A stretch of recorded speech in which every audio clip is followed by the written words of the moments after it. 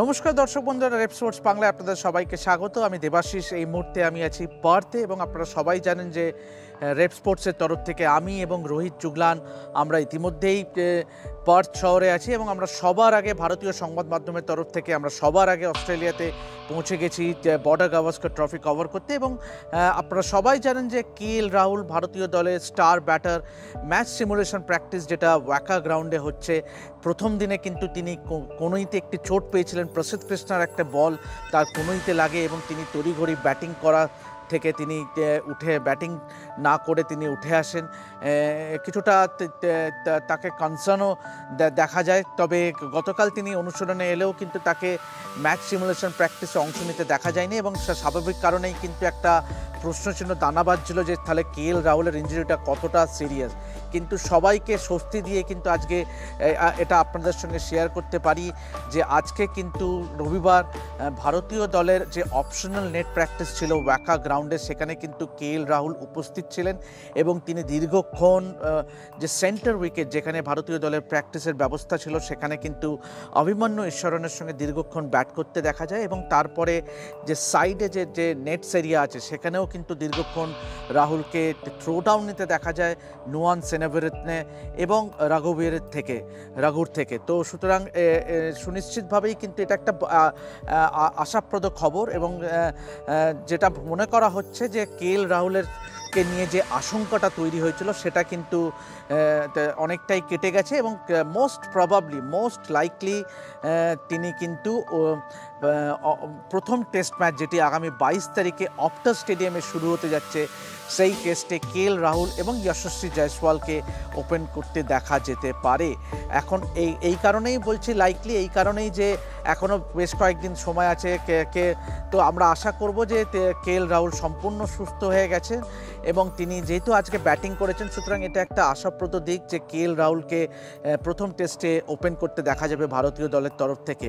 পাশাপাশি আরও একটি খবরে যদি আমরা আসি সেটা হলো শুভমন গিলকে নিয়ে। আপনারা এটা কালকে রেপ স্পোর্টসের প্ল্যাটফর্মেই দেখেছেন যে শুভমন গিলও কিন্তু আঙুলে একটা লেগেছিল স্লিপে ক্যাচিং করতে গিয়ে এবং তার স্ক্যান রিপোর্ট হয় এবং তার থেকে জানা যাচ্ছে যে তার একটি ফ্র্যাকচার হয়েছে এবং আজকে তিনি অনুশীলনে উপস্থিত ছিলেন না শুভমন গিল এবং মেডিকেল টিম বিসিসিআইয়ের মেডিকেল টিম কিন্তু শুভমন গিলের চোট নিয়ে কিন্তু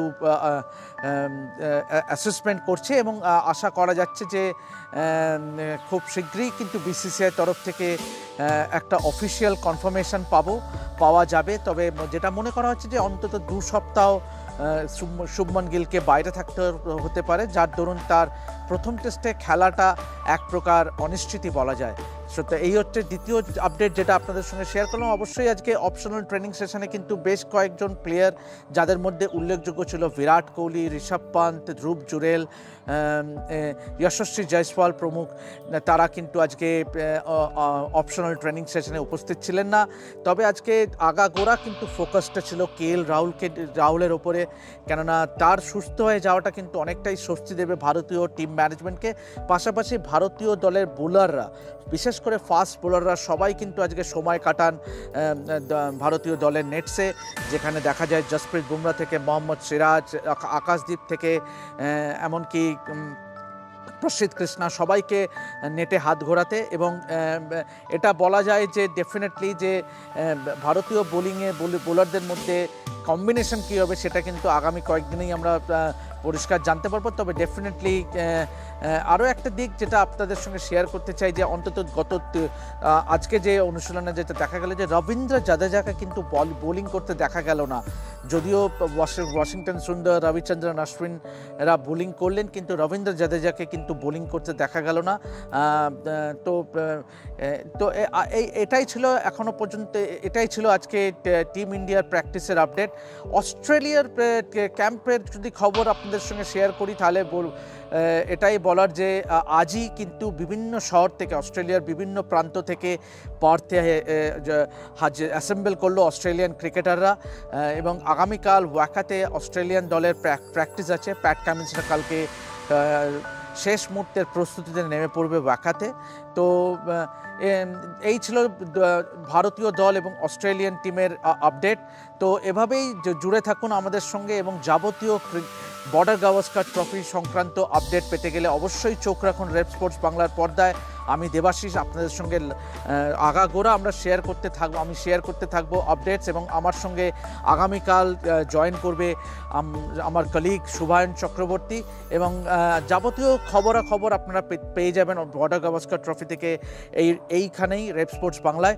তো অবশ্যই সাবস্ক্রাইব করে ফেলুন আমাদের এই চ্যানেলটি যাবতীয় আপডেট পেতে গেলে। আপাতত আমি সাইন অফ করছি পর থেকে। দেখতে থাকুন রেপ স্পোর্টস বাংলা।